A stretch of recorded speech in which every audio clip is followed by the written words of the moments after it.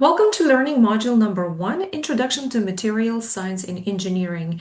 In this module, we will identify different material classes. We will then describe their distinct features, name examples, and we will consider a case study where we get to apply our knowledge about different material classes for the design of a spacecraft. Materials in general are the substances of which objects are made of. In general, the materials can either come from the Earth's crust or they can come from a laboratory. Okay, first let's consider the materials that come from the Earth's crust. Metals, ceramics, and electronic materials, which are also known as semiconductors, are typically mined in the form of ores. Then they are processed to produce either pure metals or non-metals, alloys, or compounds. Just to give you some kind of perspective, silicon and iron, they constitute approximately 28 and 5 weight percentage of Earth crust, respectively. Now, when it comes down to materials that come from the laboratory, those are the materials that we usually call man-made, or they are synthetic materials, meaning that we do not find them anywhere in nature. They don't occur in nature. We usually synthesize those materials using chemical, thermal, mechanical processes, and we do that in laboratory environments. And usually, the materials, examples of those materials are polymers and composites. Example, let's say polyvinyl carbonate or a fiberglass. Later on, I will actually show you an example of what the fiberglass looks like in case if you're not familiar with this. All of the materials can be classified into 5 categories. Among those are metals, polymers, ceramics, composites, and electronic. Your textbook uses this term electronics or electronic materials. It's a synonym for semiconductors. Perhaps maybe I shall mention it once, so then we are on the same page if I keep using both, right? So electronic materials is the same as semiconductors. Now, the top 3 are considered fundamental classes, and those are metallic, polymeric, and ceramic materials. The bottom 2, composite materials and semiconductors, they are considered to be an applicational class. Now, why we need to know these 5 types of materials? Well, because in real life applications, and there are so many of those applications, we will consider one today, as an engineer, you're often put in a position where you have to make an educated choice of which material to use. Depending on the application, you would need to proceed either with metal or ceramic. And then the question is, which one and why? And if you are proceeding with ceramic, which specific ceramic is best to work with regarding this specific application? I'm going to throw the case study at you early before we cover the material in this lecture. So that way you'll start thinking of which material to choose for specific parts of this spacecraft. We will simplify the case by quite a bit. So I'm not sure if you're familiar or not, but this is a NASA Orion spacecraft. This is not a real image. This is a rendering by an artist, right? But this is what it actually will most likely look like. This is happening as we are studying the materials in the course, right? The Orion spacecraft is designed for deep space exploration. Examples is the trip to the moon and beyond. So the idea is to design a vehicle that can take people, let's say, to the moon and bring them back in safety, right? You may read more about it because This will be happening in less than 2 years, and at this time we are already in stage two. Meaning that they have succeeded in sending the spacecraft, the unmanned, meaning with no people spacecraft, that operation went successfully. But anyway, as an engineer, if you are a part of a large group that is designing the spacecraft for this specific mission, you will have to consider when you ought to choose the materials to build the spacecraft from, you would have to keep in mind is that, well, the spacecraft must contain the atmosphere for the crew during the launch, space travel, re-entry, and landing, right? So in a sense, it's some kind of very, very strong cage that doesn't collapse, right? Despite the pressure or the speed and the vibration and things like that, right? You also have to be aware that the spacecraft will enter atmosphere at speeds as high as 25,000 miles per hour, right? And then in addition to that, you will be exposed to temperatures exceeding 5,000 Fahrenheit, right? Meaning that once you build that, let's call it the cage, right, that is going to hold the atmosphere for the crew and the electronics and things like that, not only it needs to be able to withstand the pressure, right, the vibrations, right, and not collapse, you also need to make sure that that cage or the sphere has to have some kind of shield that will protect the crew and the electronics from the extreme amount of heat, right? And then the spacecraft will also need avionics. Avionics is very similar to electronics. That's what we use on the Earth. And then in space, we call it avionics, right? We will go back to this case study because you will have to be choosing the material from these five, right? For different parts of the spacecraft. Again, it will be very simplified. But we'll go back to this case once I walk you through every single class mentioned on the slide, right? The fundamental classes and applicational classes. Let's begin with metallic materials. Okay, so all metallic materials can be classified into ferrous and non-ferrous. And the key word here is this Fe, right? It's either ferrous or non-ferrous, and Fe it stands for iron, right? So ferrous metals, they usually contain iron as the major element. They can have either elements in their composition too, but the major element will be iron. An example would be obviously iron, cast iron, steel, and things like that, right? Um, and perhaps I can just show a few more examples, right? The cast iron, the wrought iron, steel, carbon steel, and then alloy steel. All of those, they will be considered ferrous metals because their major element is iron.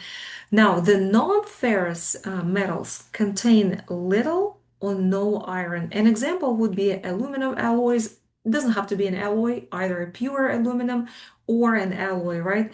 What else? Aluminum, copper, and zinc. Those two combined will produce brass, which will also be a non-ferrous metal, right?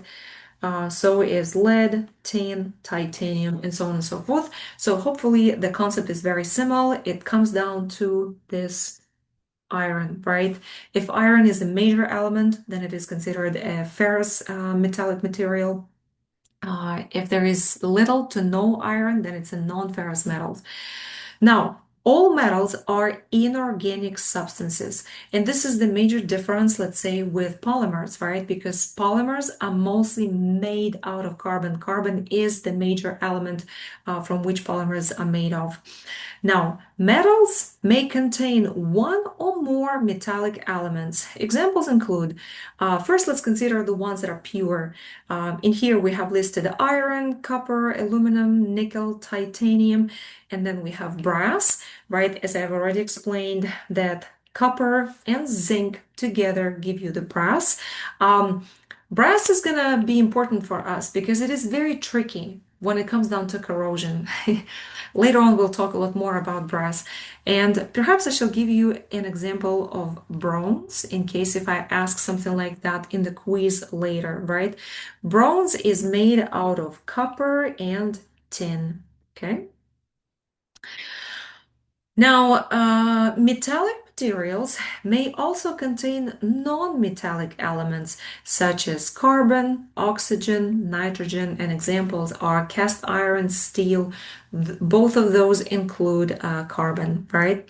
Something that we need to know about the metals and their strength is in their crystal structure in solid form. I'm specifying in solid form because, of course, you can take a metal and you can liquefy it, and once it's in liquid phase, it's going to be a little bit of a different picture. But right now, I want you to envision a solid form, just like what you see in the bottom left corner. Every metal in solid form possesses a crystal structure. And what that means is that if you ought to look under the microscope at the position of the atoms, you would be surprised on the order that you will see that is preserved over a really long range, meaning that every single atom has a designated position and there's a specific space between between the two atoms, and that space is preserved across the entire material. If you ought to study titanium under the microscope, you don't need to look into many spots. You can only look at one spot and you will know that whatever you study in that spot, it will be replicated ideally up to perfection everywhere else in the material. And in addition to that, perhaps I shall say it right away, is that the outer valence electrons in metals are shared by all of those atoms in the material, in metal.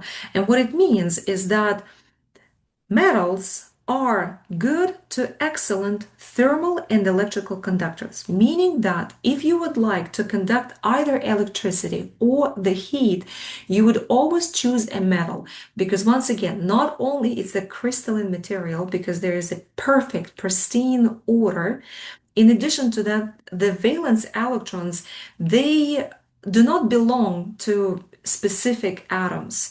They exist as a pool, and we often sell it as an electron pool. It's a shared pool of electrons readily available for you if you need to transmit either electricity or heat, right?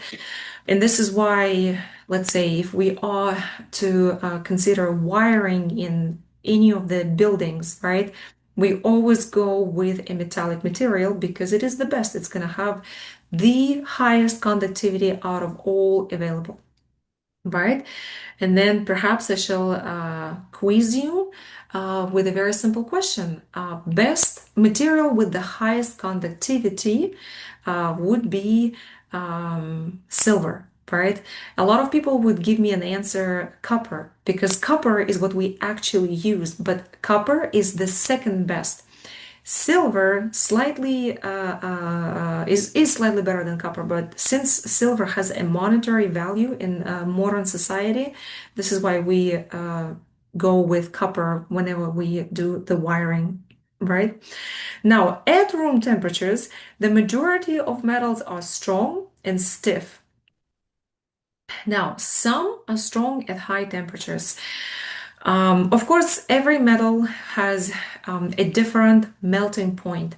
And the metal that has the highest melting point, a lot of students would often say titanium, but it is not titanium. Titanium is great. However, there is something that is better. There are more metals that are better than titanium, but the material that has the highest melting point is actually tungsten, right? And as such, tungsten will remain strong and stiff at very high temperatures.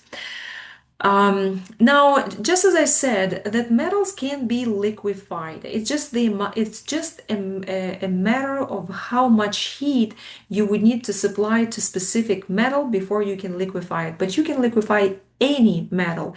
And this is an advantage because that it means is that this metal is malleable, meaning that it can be shaped or cast into different shapes. If you ought to look at your car, you will notice that it's not rigid, right? Well, unless you have a Tesla truck, but the majority of cars, they have like this smooth parts, right, that are metallic in nature. But to produce that shape, you usually need to liquefy it and then you cast it into specific shapes. And metal allows you to do that, right? Now, some metals are also very hard. Um, when we say hard, that means it is difficult to produce an indent in the material. And the way we usually measure it is we have a diamond tip, and then we apply the pressure to the metal till we produce a dent. And that's how we measure the hardness of each metal. Some metals are very soft, some metals are a lot harder. Depending on the application, you would go with either a hard or a soft material. Now, metals, we arrived to the main disadvantage, are chemically active. And what it means is that they corrode, right? They have a tendency to corrode, and meaning that they form oxides, right? They oxidize in nature. As a good engineer, you often can create the environment that will elongate the metal's lifetime.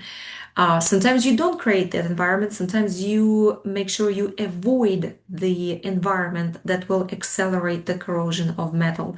But we do need to keep in mind, and this is something that you will be experts in by the end of the course, is that metals, all metals, have a tendency to oxidize or corrode, right? And that means when that happens, they lose their structural integrity.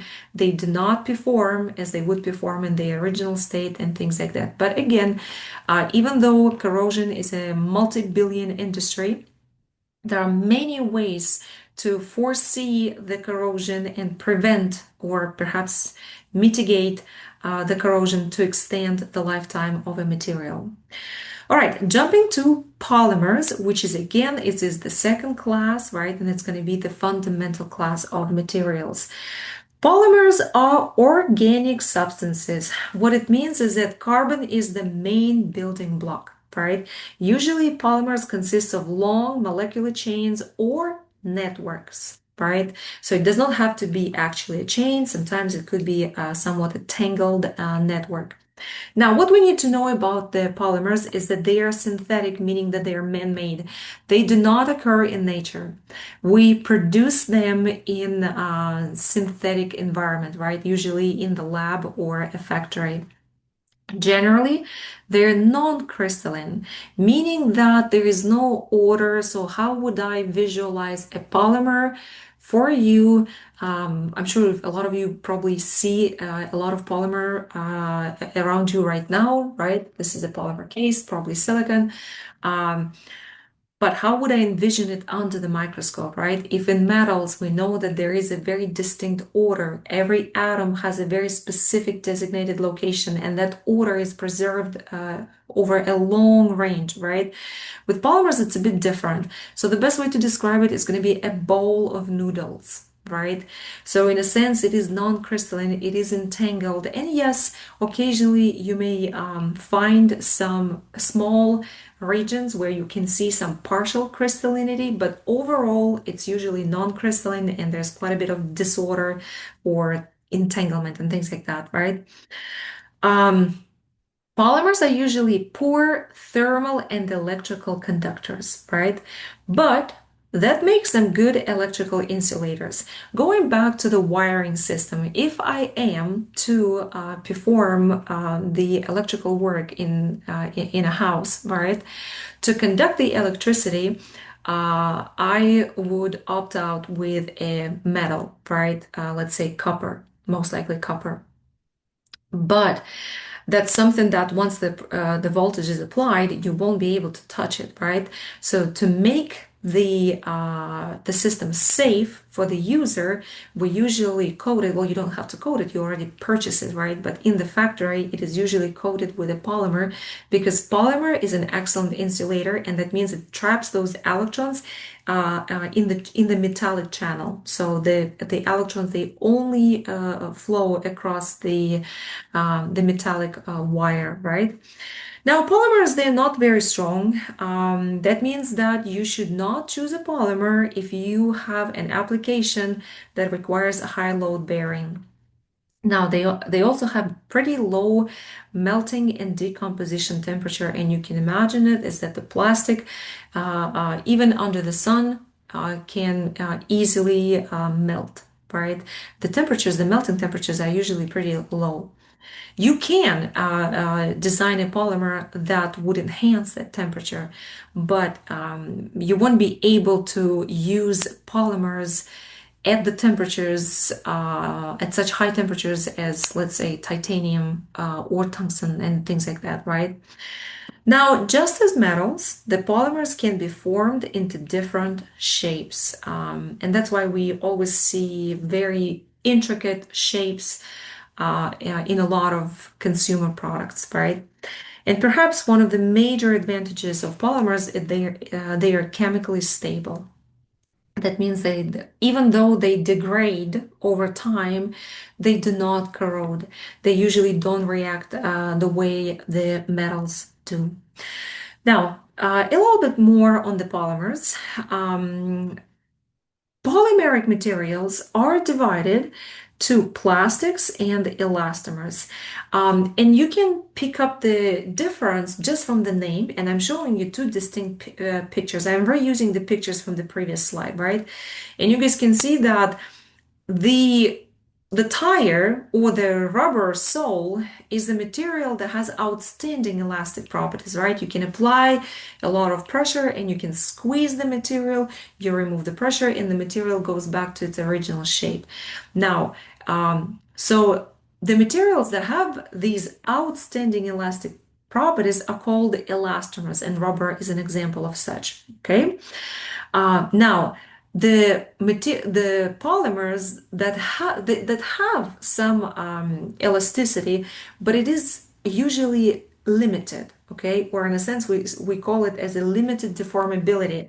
And I will give you an example of a disc, of a CD disc, which is made out of usually polycarbonate, the major material there, is that yes, you'll be able to bend it, but there is a limited ability for the material to deform. So eventually, once you bend it too much, it's gonna fracture, right?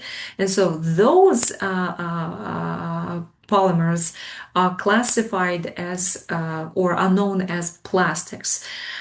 Now, in addition to that, the plastics are classified into thermoplastics and thermoset. And the difference is with the thermoplastic, you can reheat it and reshape it, meaning you can also reuse it. But with the thermoset, it's one and done, meaning that once you set it, that object can only operate and exist in whatever shape you set it. It cannot be reheated and reshaped, right? Or perhaps recycled, right? Now, one more thing I'll tell you guys about the elastomers. Uh, as I mentioned, as an example, let's stick with the tires, right? So elastomers is something that has an exceptional elastic properties, right? So meaning that you can either stretch it or you can compress it, and then it goes back to its original shape, and the tires is an example. However, for the applications, and let's envision the tires, you can envision every time you brake, you experience a certain friction, right? So even though the material, you want your material to be somewhat soft and elastic, right? Because driving on plastic wheels will not be an enjoyable experience, right? But driving on rubber makes the experience very smooth and nice. However, you still want your material to be exceptionally strong, right? And so usually we don't use rubber as is. We usually reinforce it. We usually make it a bit stronger so it lasts longer, specifically for the applications where you have to encounter a lot of friction. And for those of you who do not know, usually we just simply, the process is as simple as adding sulfur. Just adding a certain amount of sulfur to the composition of rubber improves the strength of rubber by quite a bit. This is a very common process in designing tires. Now, the third fundamental class is ceramic. Okay. Before I go into the properties, let's look at the pictures. I've decided on the bottom left corner, I chose a picture that I thought that each and every one of you did touch at least once in your life, right? And this is basically a ceramic dish or a bowl or a plate, right? So you guys can envision, like I want you to envision, okay, well, it's pretty strong. You can't bend it, right, easily. You can apply a lot of pressure and you can actually fracture it, right? It won't bend, it will eventually fracture, but it is a very, very strong material. You also know that it's very hard to indent the ceramic material. And on the top left corner, I'm showing you another example of ceramic. This is also a ceramic, and it's actually silicon nitride bearing parts, right? All of those parts are actually ceramic. And the reason I've chosen that material, because you're probably thinking, wow, some of those parts, right? They may, at the first glance, for the untrained eye, they may look very metallic, right? Specifically, the ones, some of the ones that, or perhaps even all, they do have like this metallic shine or metallic look to them. But in reality, this is actually is an example of a ceramic which has quite a few applications. So now keeping those two in mind, right? Very different, but both belong into the same class. Let's go over the properties for the ceramic materials. Now, in general, these are just as metals, they are inorganic, okay? Now, typically, they consist of metallic and non-metallic elements, and now important part, which are chemically bonded together. That is very, very important. There's a bond when non-metal binds a metal or a semi-metal, right? Now, these materials, they can be either crystalline, and an example is alumina, or it's aluminum oxide, right? And here's an example. Aluminum oxide, right? Aluminum is your metallic element, and then oxygen is your non-metallic element, and those two are chemically bonded together. And I keep saying chemically bonded together. That's because, guys, the that means that all of the whenever you look at a bond, that means that you have electrons that are bonded together, right? So that means you don't have a pool of electrons readily available to flow through the material like you have with metals, and this is why, just spoiling it and rushing a little bit ahead of time, ceramics are excellent, best heat insulators, right? More on that. So as I said, they can be either crystalline, an example is going to be alumina, or they can be non-crystalline, and an example of such is clay. Hopefully you guys are familiar with this one, or at least you've seen it somewhere. They could also be a mixture of both, crystalline and non-crystalline. Now, in general, ceramics possess high strength and hardness, right? And these are the major benefits. They are very, very strong and they are very, very hard, meaning that it takes a lot of force to actually fracture the material or to create an indent. But they tend to be brittle. Okay, so what it means is that if you ought to take a ceramic, let's go back to this ceramic dish, right, or ceramic plate. If you ought to bend it, if you ought to apply all the force you have, and it will take quite a bit, you won't bend it. You will fracture it. Once you get to a point when the material yields, it will fracture it, meaning that you can actually take the two pieces and you connect them together and you will see that nothing is missing. There's going to be almost like a seamless work. We'll look at the examples like that later on as well. So while ceramics are exceptional when it comes down to the strength and the hardness, unfortunately, they are brittle, meaning that you can never go above the yield point of a material because then you will have a sudden failure or a sudden fracture. Now, they are good to act, well, perhaps I should say very good to excellent insulators for both either heat or the electricity. And think about our spacecraft, right? If you are to enter or perhaps once you enter the atmosphere, right, you'll have to be exposed to the temperatures of 500 degrees Fahrenheit. Excuse me. Um, you want the crew and the entire ship to be shielded by something that would give you a perfect insulation, right? You can't go with metals because metals will just fry everything inside, right? Because they transmit the heat with almost no loss, right? They are really good insulators. My apologies. They are really good conductors of both heat and electricity, right? Polymers are good insulators, but their decomposition temperature is very low, meaning that you cannot expose polymers, you cannot use polymers for applications as such. The temperatures are too high, right? They will melt, and your shielding environment basically non-existent, right? Ceramics are excellent, right? Because they are exceptional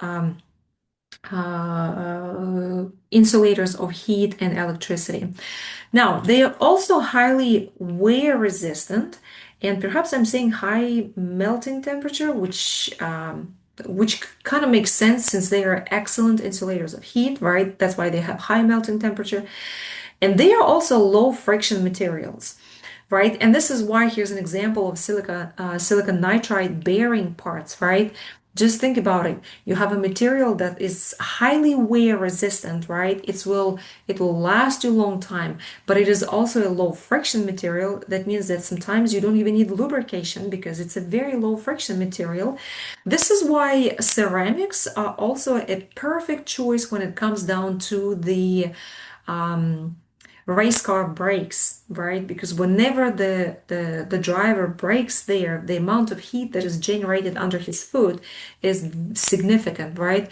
And so that's why you're using ceramics, something that just dissipates the heat, doesn't allow the heat to enter through the material.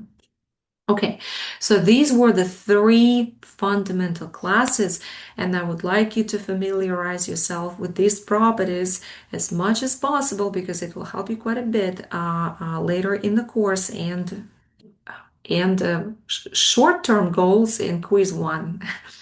Right? So we've covered metals, polymers, and ceramics. These are three fundamental classes. Now, moving on to application classes, the first class we will consider is composite materials. Very easy. So typically, guys, it is a mixture of two or more materials.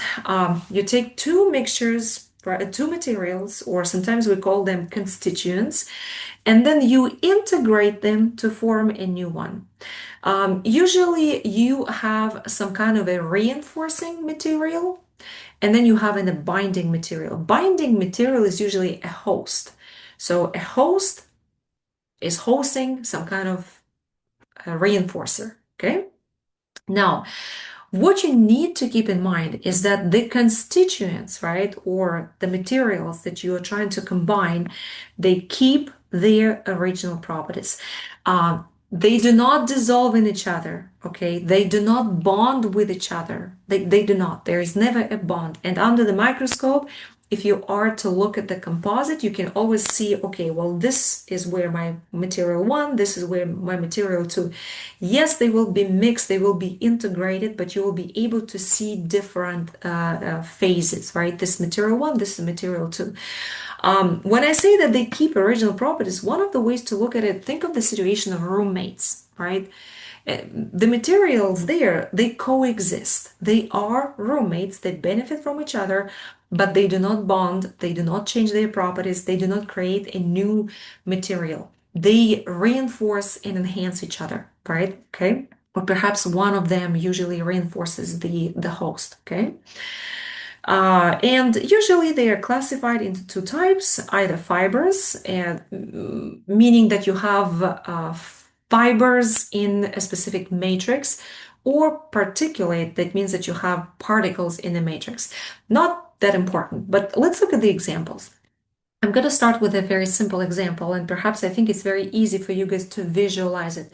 I'm going to look at the reinforced concrete. Believe it or not, but this is a perfect example of a composite material. What it means is that you guys have cement, right, which is your binding material.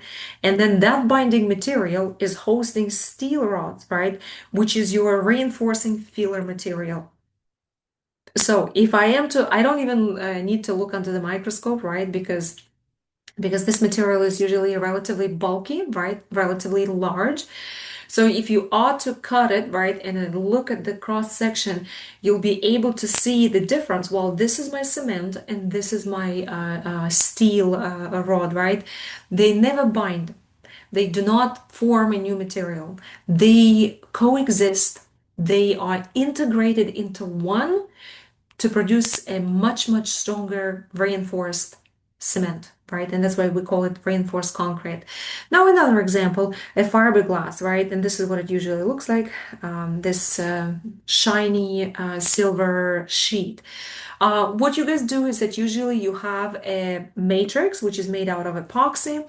Maybe you're familiar with this or not, but usually epoxy would be somewhat transparent and it's very, very um, and elastic. It is very, very elastic. So if all of a sudden I would like to improve its strength, I'm just going to integrate, I'm going to take my epoxy and I'm going to integrate the glass glass fibers. It's usually just the shaved glass. And once we put those fibers in there, we cure the material, and then we end up with a fiberglass, which is a lot stronger, right, than the one that, than let's say epoxy, right? Again, under the microscope, this would be a perfect example. You would be able to see two distinct phases. Okay, I'm looking at fiber, I'm looking at the glass, at the fiberglass. I don't want to use it because the fiberglass is used for the composite itself. So I'm looking at the shaved glass, right? The glass fiber. Okay, I should say glass fiber. And then you move a little bit, and this is where I'm looking at my pure epoxy, right? So those together give me a fiberglass. Now, next one is electronic materials, or as I said, semiconductors. Your textbook insists on using electronic materials. You would be just fine using semiconductors. I personally I work with semiconductors, and I personally tend to use the term semiconductors a lot more often.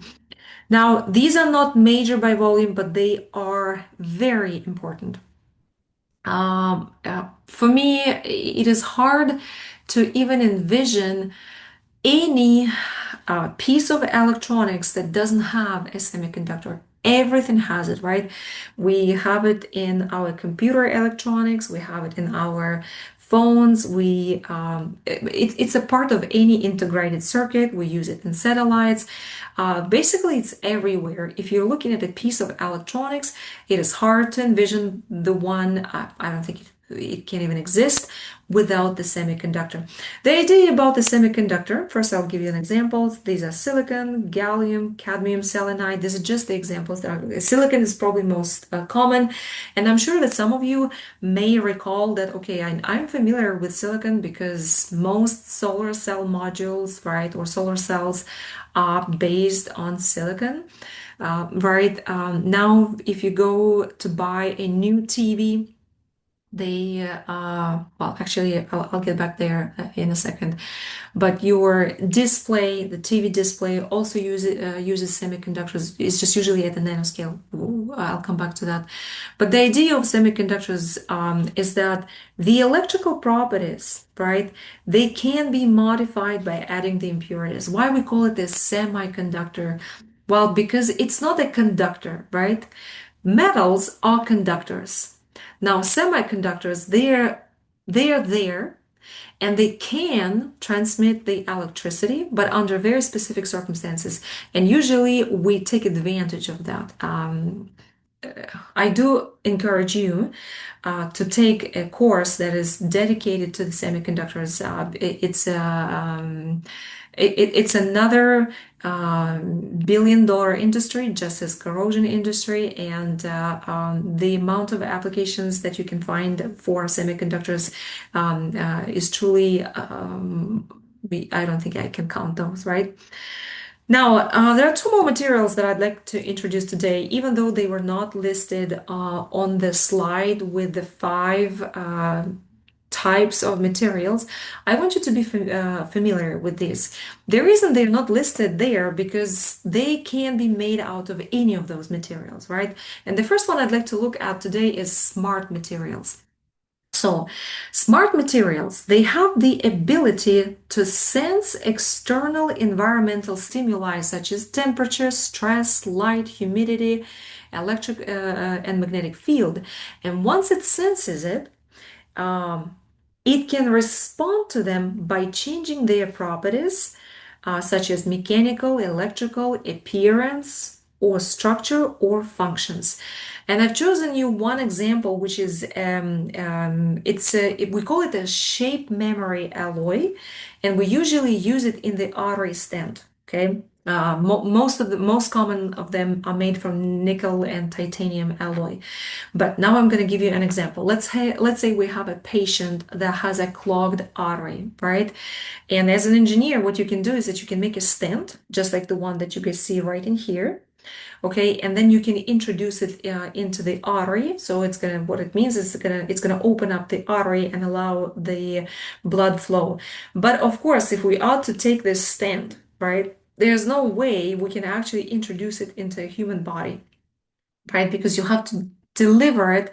Usually it is done by interventional radiologists, right? And the interventional radiologist, he can see on a scan the clogged artery and he just needs to guide his equipment to deliver the stent. Now, the stent is too big once you synthesize it, right? You want that stent to eventually open up inside the body so it can actually help the clogged artery. But to deliver it, you need to make it a lot smaller. And so what we do is that we design these stents, and they are somewhat the diameters, the diameters depend on where you would like to place the stent, right, in the body. But what we do is that the stent has the ability to be squeezed. So if I am to apply the stress, the stent squeezes and it becomes as small as a needle. Then we take this stent and then the interventional radiologist guides it through the entire body and places it exactly where it's supposed to be, where you have the clogged artery. And then the moment he removes the stress, right, or he removes the pressure because it's pinched. So once he lets it go, what happens is that the stent has a memory of what it was designed to be. And then it expands, and with that, it expands the clogged artery and it allows the blood flow. Nothing novel about it. This has been done for the last, hard for me to say, 30 to 50 years. Very common procedure nowadays. But not to be a patient of this, you need to exercise and watch your diet, right? Now, the other type of material I am most passionate about are the nanomaterials.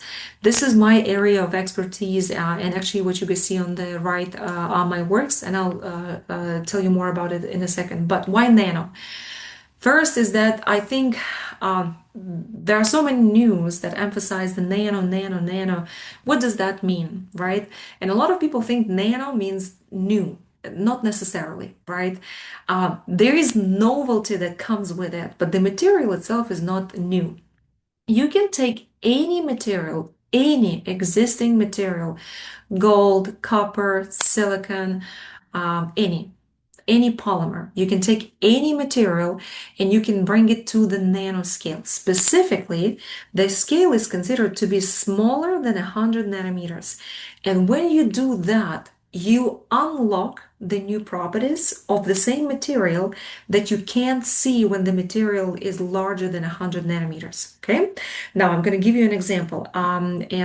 Examples include carbon nanotubes, graphene, and quantum dots. I'm going to give you example first with graphene. Okay, so I want everybody to understand what I'm trying to describe. And for this example, I'm going to be using a pencil, right? So we all are familiar with the pencil. And you guys know when you apply the pressure, you can easily draw, right? So the material itself of a tip is called a graphite. Okay, and so the graphite has been known for many, many years. And what it does is that once you apply the pressure, it flakes off. And then this is how you can basically draw. But in 2000, I actually don't recall exactly, but I know that they received for their discovery the Nobel Prize in 2010, the Nobel Prize in Physics. So they must have worked on this maybe in 2004, something like this. But what have they done, guys? They basically took a piece of graphite and they fixed it, okay? And then they took a Scotch tape and they knew that the material has the ability to flake, right? Very, very easily. And that's how we can actually draw with the pencil. So what they've done is that they were applying the Scotch tape and then they were peeling it off. And they've noticed that every time they do that, the color was changing from dark, let's say black, right? What this color is, or like dark graphite, and then it was going into light gray, and eventually it was getting into this bluish color.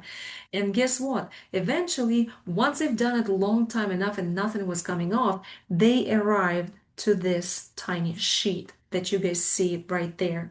And that is called a graphene, right?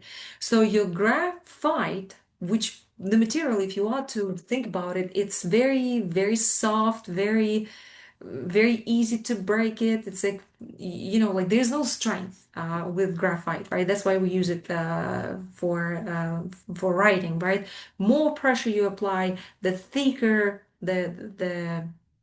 the thicker you write, right? But this material graphite is kind of like a stack of these layers, and a single layer is exactly what you guys see on the bottom left screen, and that is called the graphene.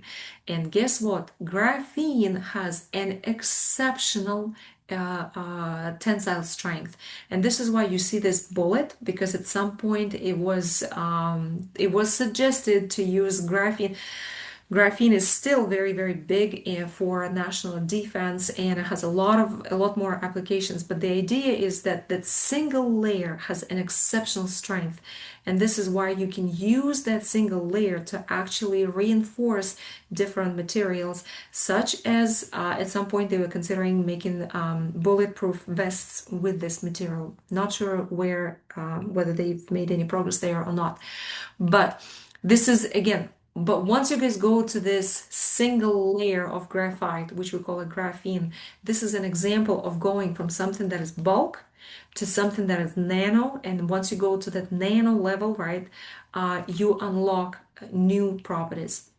And now carbon nanotube, it's made out of graphene as well. So now you take this sheet that you're looking at on the screen, and now you roll it. And the moment you roll it, it becomes a graphene nanotube. And now you can functionalize it, you can load drugs on it, and there are so many other applications. Now, a little bit more about the quantum dots. This is what I work with. If you are ever interested in working with quantum dots, stop by my office, send me an email. I usually have quite a few opportunities in my lab. Now, these are the nanocrystals that are synthesized by my student.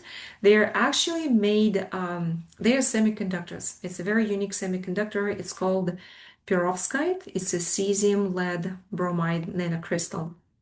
They're usually very, very bright. They have a lot of applications, but you guys can see, I'm not going to go into details. Yes, you can see almost a rainbow there because we were playing with anion exchange reaction, but the pride of me, and this is what gave me a PhD, this light emitting device is made on a nanoscale.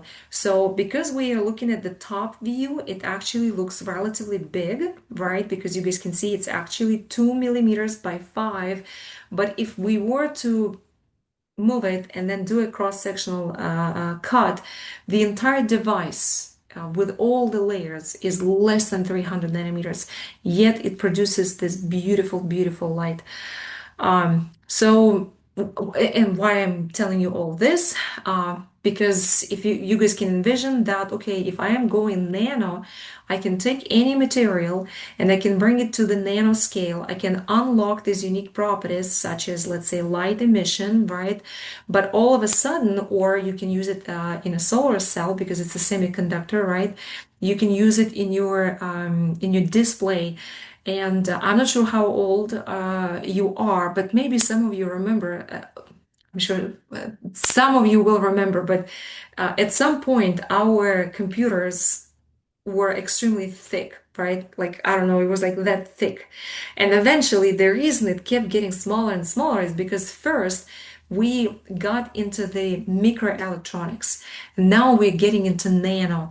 And this transition to nano allows us to have these flexible devices. Some of you may own a phone that allows you to actually fold the screen, right? Now we have wearable devices. You can even have a device that is implanted under your skin and things like that. So this is the world of nano. But once again, the reason it's not a separate class, because you can take any class of material, whether it's ceramic or metal or a semiconductor. Most commonly, it's a semiconductor or a metal. It also could be a polymer, so I shouldn't say that. But anyway, you can take any class and you can bring it to the nanoscale, and that's how we walk into a whole different world of materials. Now, to finalize the lecture today, let's go back to our case study, right? And of course, guys, we're going to simplify it. Uh, um, our spacecraft is going to be very, very simple. We're just going to think about the layers, right? We're going to have some kind of cage, and then we're going to like layer it so we can um, launch the spacecraft and return it safely to the Earth, right? So once again, now that you know so much about the materials, right, and you know the five fundamental classes, if we are to choose the material that would allow you to create a room that will hold the atmosphere for the crew, right? During the launch, the space travel, re-entry, and landing, right? So think about it. It travels fast. There's going to be a lot of vibration. There's going to be heat, right? But we will get there. But you want it to be very, very strong, right? You want the material to be somewhat uh, to be able to withstand a lot of pressure, but also not to fracture all of a sudden, right? So if you ought to think about it, with this first layer to create this cage, metallic welded cage would probably be one of the best choices out of all, right? But then once we have that cage done, we will have the remaining problem with the heat, right? We know that at some point the spacecraft will be traveling through the space where the temperatures will exceed 5,000 Fahrenheit, right? So we need to take our cage and to coat it, right? Cover it with some material that will prevent the crew and the electronics to prevent their exposure to the heat. And again, we already know that polymers, even though that they are insulators for heat and electricity, they will not be able to withstand temperatures like that. But ceramic, right? Ceramic is an excellent choice. However, we do recall that ceramic is brittle, right? So if I do have, let's say, even if you were to simplify it, I have like a sphere, right, made out of ceramic. That is very challenging because of one single crack anywhere, right, in the structure will expose the crew to temperatures that will not allow them to survive, right? So I can't allow myself to have a material that can fracture, right? That is very, very brittle. So we will probably use tiles, right? We will have ceramic tiles that you will bind with some kind of very, very with specific adhesive, right? So that means that you still allow a little bit of motion to avoid the fracture, but adhesive is going to be a whole new scenario. And for the avionics, I will just have to use some kind of advanced, right? Advanced um, semiconductors, right? That are adjusted or that are tailored to the application in deep space. All right, with this, I conclude our lecture on different types of materials. I will see you in the next lecture.